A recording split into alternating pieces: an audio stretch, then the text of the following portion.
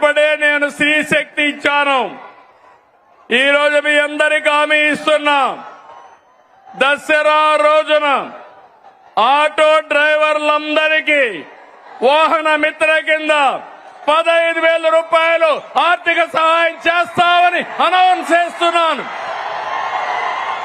హ్యాపీనా? సంతోషమా అని అడుగుతున్నా. ఎన్నికల్లో చెప్పాం, ఎన్ని కష్టాలున్నా చేస్తాం.